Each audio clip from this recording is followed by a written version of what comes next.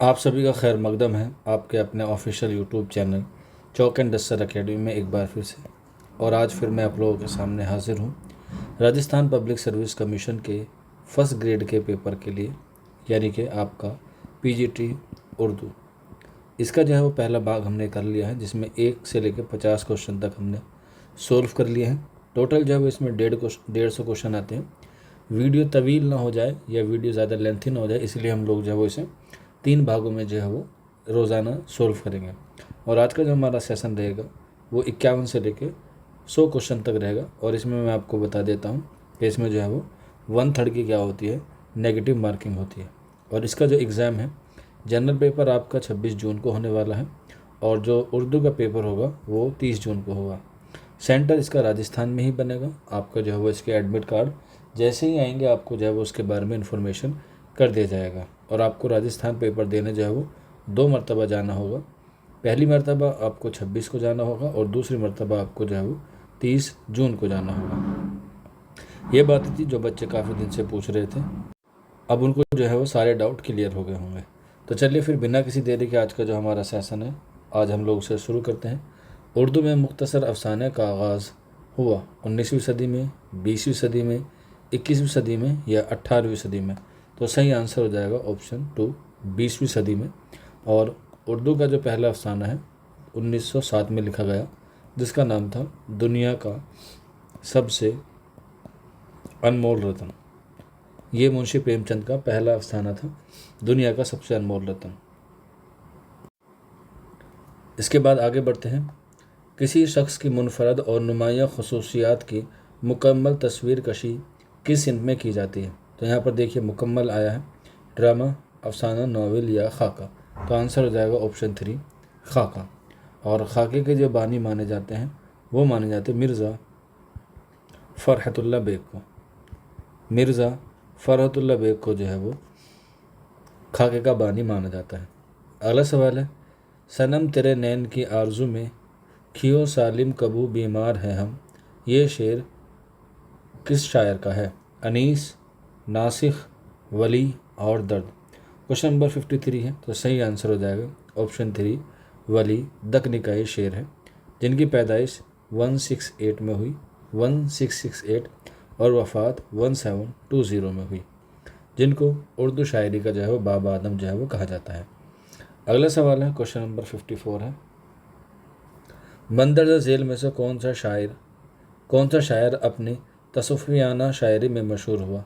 तो इसमें आंसर हो जाएगा ऑप्शन 3, ख्वाजा मीर दर्द जो है वो तसव्वुफ़ का सबसे बड़ा शायर है। ये हम लोग कह सकते हैं सूफ़ी का जो है वो सबसे बड़ा शायर ख्वाजा मीर दर्द को माना जाता है। अगला सवाल है, मीर के सौतेले मामू का क्या नाम था। तो आंसर हो जाएगा सिराजुद्दीन अली ख़ान आरजू जो है वो उनके सौतेले मामू का नाम था। आगे बढ़ते हैं, क्वेश्चन नंबर 56, मोइन अहसन जज्बी का इब्तिदाई तखल्लुस क्या था। कमाल, बिलाल, हिलाल या मलाल। क्वेश्चन नंबर 56 है, तो सही आंसर हो जाएगा ऑप्शन 4, मलाल। अगला सवाल है, नासिर काज़मी कहाँ पैदा हुए। क्वेश्चन नंबर 57 है, तो सही आंसर हो जाएगा ऑप्शन ए, अम्बाला में पैदा हुए नासिर काज़मी। अगला सवाल है, नज़्म आदमी नामा किसकी नज़्म है। तो आंसर हो जाएगा नज़ीर अकबर आबादी की। और याद रख लीजिएगा, जितने भी नामा वाली नज़्म होती हैं, आदमी नामा हुआ, बंजारा नामा हुआ, हंस नामा हुआ, वो सारी की सारी क्या है, नज़ीर अकबर आबादी की हैं। और इनको जो है वो हम लोग अवामी शायर भी जो है वो कहा जाता है। अगला सवाल है, इस्माइल मेरठी जिनको बच्चों का शायर कहा जाता है कि तारीख़ पैदाइश क्या है। आंसर हो जाएगा ऑप्शन 3, 1844 में इनकी पैदाइश होती है, मेरठ में जो उत्तर प्रदेश में है। और इनकी वफ़ात भी जो है वो एग्ज़ाम में अक्सर पूछी जाती है, तो 1917 इनकी क्या है, वफ़ात है। आगे बढ़ते हैं, रुबाइयात इस्माइल मेरठी, मरसिया मोहम्मद असलम परवेज़, सफ़ा नंबर 5, अलगसूर पब्लिकेशन, सब्ज़ बाग पटना, 2012। अकबर ने शायरी की इब्तिदा में अपनी गज़लों पर किस शायर से इसला ली। क्वेश्चन नंबर 60 है, तो सही आंसर हो जाएगा अकबर ने ऑप्शन 3, गुलाम हुसैन वहीदुद्दीन इलाहाबादी से जो है वो शायरी में इसला ली। क्वेश्चन नंबर 60 का सही आंसर हो जाएगा ऑप्शन 3। आगे बढ़ते हैं अगले सवाल की तरफ। बिसाते रक्स किस शायर का शेरी मजमूआ है। क्वेश्चन नंबर 61 है, तो इसमें जो सही आंसर हो जाएगा क्वेश्चन नंबर 61 का ऑप्शन 4 मखदूम मुहिउद्दीन, जिनको इस तराकियत का क्या कहा जाता है, इमाम कहा जाता है। और इन्होंने जो है वो मखदूम मुहिउद्दीन ने तेलंगाना तहरीक पर क्या लिखी है, नज़में लिखी हैं। और इसके साथ साथ कहत बंगाल पर भी क्या लिखी है, इन्होंने नज़में लिखी हैं। एग्ज़ाम में पूछा जाता है कि तेलंगाना से किसका ताल्लुक़ है, तो मखदूम मुहिउद्दीन से।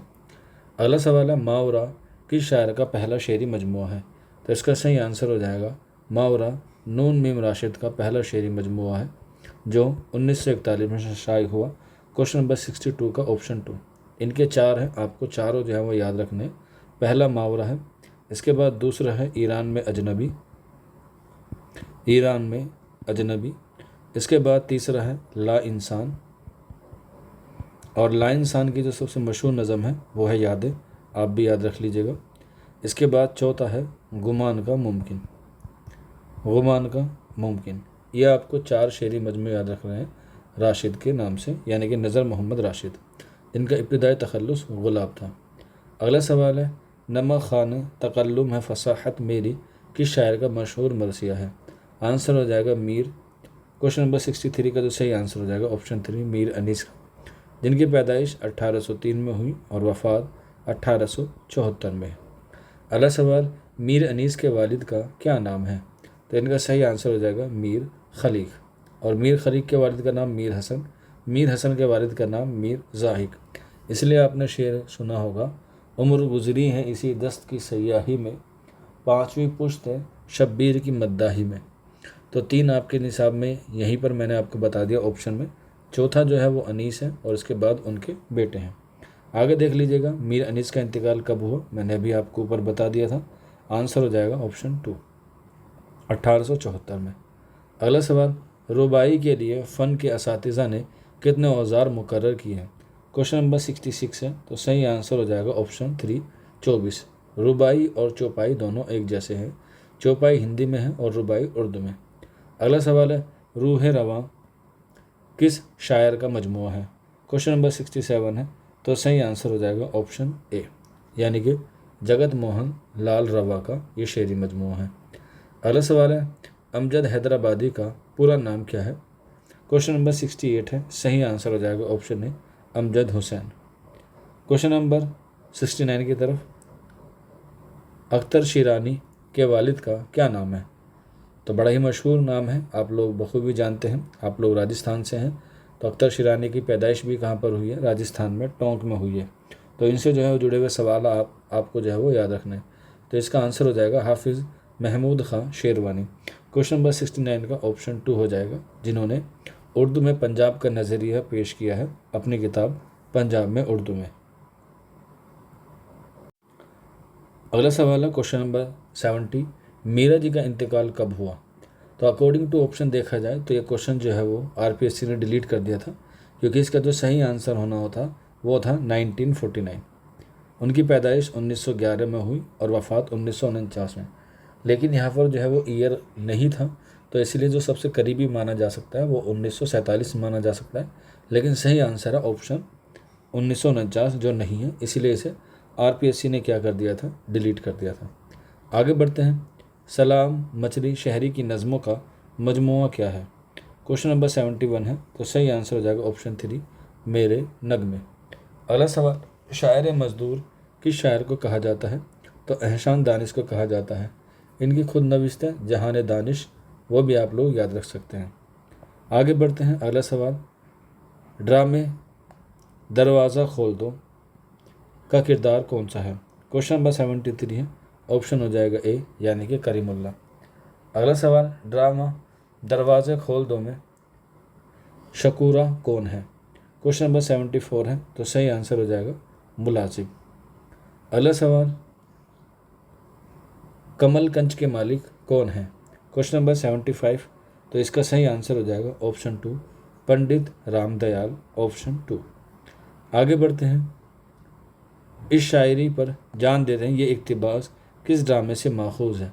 क्वेश्चन नंबर 76 है, तो सही आंसर हो जाएगा ऑप्शन 3 दरवाज़े खोल दो में। अगला सवाल है बेवा नॉवेल में बेवा कौन है? तो इसमें जो है वो ऑप्शन होना था प्रतिज्ञा, लेकिन ऑप्शन जो है वो ऑप्शन ए है, प्रतिज्ञा तो दिया हुआ है, ऑप्शन ए हो जाएगा करेक्ट आंसर। आगे बढ़ते हैं। अगला सवाल मुंशी प्रेमचंद का पहला कलमी नाम क्या है? तो आंसर हो जाएगा ऑप्शन 3 यानी कि नवाब राय। अगला सवाल नॉवेल बेवा में काशी की आर्या मंदिर में किसकी तकरीर पर हो रही थी? क्वेश्चन नंबर 79 है, तो इसका जो सही आंसर हो जाएगा ऑप्शन 4 पंडित अमरनाथ। आगे बढ़ते हैं। क्वेश्चन नंबर 80, ये इक़्तिबास प्रेमचंद के किस नॉवेल से माखूज है?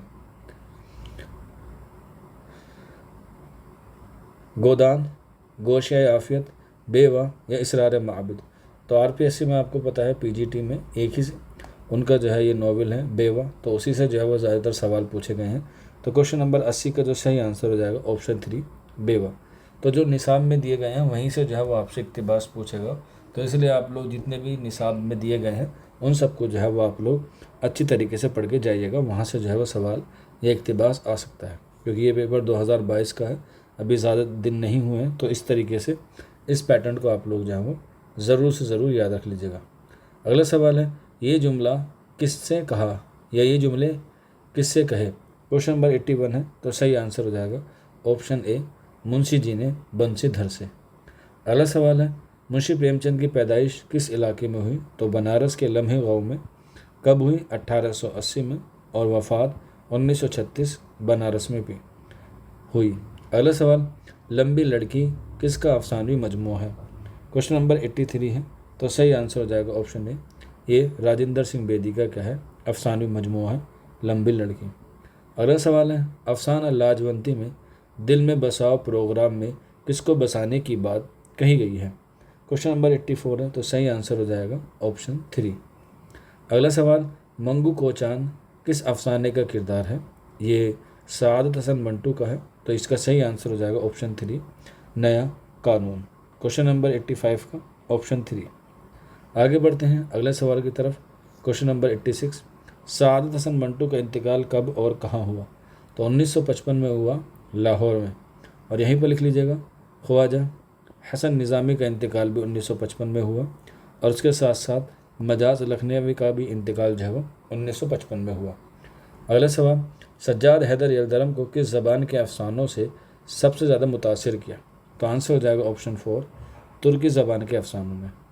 अगला सवाल है ये सज्जाद हैदर यलदरम के किस दोस्त के लिए कहे गए हैं? क्वेश्चन नंबर 88 है, तो सही आंसर हो जाएगा ऑप्शन 2 अहमद मिर्ज़ा के लिए कहे गए हैं। आगे बढ़ते हैं। अगला सवाल मिर्ज़ा फ़रहतुल्लाह बेग के आबा व उजदाद किस बादशाह के अहद में हिंदुस्तान आए? तो क्वेश्चन नंबर 89 है, तो सही आंसर हो जाएगा ऑप्शन 2 यानी कि शाह आलम सानी के अहद में। क्वेश्चन नंबर 90 इंशाइया यारबाश में फ़रहतुल्लाह बेग ने किस दोस्त को यारबाश कहा है? क्वेश्चन नंबर 90 है, तो इसका सही आंसर हो जाएगा ऑप्शन 4 एहसनुल्लाह खां को कहा है। क्वेश्चन नंबर 91 ये जो है वो इक़्तिबास किस मज़मून से जो है वो अर्ज़ किया गया है? क्वेश्चन नंबर 91 है, तो सही आंसर हो जाएगा ऑप्शन 3 गुज़रा हुआ ज़माना, जो सर सैयद अहमद खां का है। अगला सवाल है ख़ितबात अहमदिया का पहला मसूदा कहाँ से शाये हुआ था? क्वेश्चन नंबर 92 है, तो सही आंसर हो जाएगा ऑप्शन 3 यानी कि लंदन से। क्वेश्चन नंबर 93 लफ़ व नस्र के मायने क्या हैं? तो लफ़ के मायने होते हैं फैलाना, और नस्र के मतलब होते हैं लपेटना। तो इसका सही लफ़ के मतलब होता है लपेटना, और नस्र का मतलब होता है फैलाना। तो आंसर 4 हो जाएगा लपेटना और फैलाना। क्वेश्चन नंबर 93 का ऑप्शन 4। अगला सवाल है इस शेर में कौन सी सनद इस्तेमाल की गई है? तो देखते हैं इसमें जो है वो कौन सी सनद इस्तेमाल हुई है। इस शेर को पढ़ के देखते हैं शेर को। बाज़ार दहर में तेरी मंजिल कहाँ न थी, यूसुफ ना जिसमें हो कोई ऐसी दुकान ना थी, ऐसी दुकान ना थी। तो इसमें आप लोग देख सकते हैं यूसुफ अलैहिस्सलाम का नाम आ गया है, और जिस भी शेर में यूसुफ अलैहिस्सलाम का या किसी नबी का नाम आ जाता है तो उसमें हम लोग कहते हैं सनत तलमी। तो आंसर हो जाएगा ऑप्शन 2 करेक्ट। अगला सवाल क्वेश्चन नंबर 95 गाह जीता हूँ गाह मर जाता हूँ, आना जाना तेरा क़यामत है। इस शेर में भी जो है वो आपको सनद बतानी है। तो इसमें देख सकते हैं दोनों अपोजिट हैं, आना जाना और जीना मरना। तो आंसर हो जाएगा ऑप्शन 2 सनत तज़ाद यानी कि अपोजिट। अगला सवाल है, इस शेर में कौन सी सनत जो है वो इस्तेमाल हुई है? दिन के नालों से जिगर दुखने लगा, या तलक रोए के सर दुखने लगा। इस शेर में कौन सी सनत का इस्तेमाल किया गया है? क्वेश्चन नंबर 96 है। तो इसमें जो है वो क्या किया गया है? मुबालगा है। आंसर हो जाएगा ऑप्शन 3। अगला सवाल है, इसमें भी जो है वो एक सनत छुपी हुई है, वो आपको बतानी है। हर एक मकां को है मकी से शर्फ असद, मजनू जो मर गया तो जंगल उदास है। इसमें बताना है क्या है? तो आंसर हो जाएगा क्वेश्चन नंबर 97 का ऑप्शन 4 यानी कि हुस्न तालील। अगला सवाल क्वेश्चन नंबर 98, ऐसी नज़्म जिसके हर शेर के काफ़िए अलग अलग हों लेकिन हर शेर के दोनों मिसरे हम काफ़िया हों, उसे क्या कहते हैं? तो ये तो बड़ा ही ईजी सवाल है, जब काफ़िया सेम होते हैं तो आंसर हो जाता है मसनवी। अगला सवाल क्वेश्चन नंबर 99, कता में कम से कम अशआर होते हैं। तो किताब में जो है वो कम से कम कितने होते हैं? 4 होते हैं। ऑप्शन ए जो है वो करेक्ट आंसर हो जाएगा। और आज का हमारा आखिरी सवाल है और ये आप लोगों के लिए होमवर्क है। आप लोग मुझे बताइएगा कि क्वेश्चन नंबर 100 का आंसर क्या होगा, ताकि मैं इसका आंसर जो है वो आपको अगली वीडियो में बताऊं। ऐसी नज़्म जिसके अशआर में राब्ता होना ज़रूरी है मगर वज़न, बहर, मौजू और मतलब की पाबंदी ना हो, उसे क्या कहते हैं? मसनवी, रुबाई, गज़ल या किता? तो देखते हैं कितने बच्चे इसका सही जवाब देते हैं। क्वेश्चन नंबर 100 लिख के जो है वो आप लोग ए, बी, सी या डी लिख के मुझे जो है वो कमेंट कीजिएगा। इसका जो अगला सवाल होगा या इसका जो आंसर होगा वो मैं आपको नेक्स्ट वीडियो में बताऊंगा। तब तक के लिए शुक्रिया।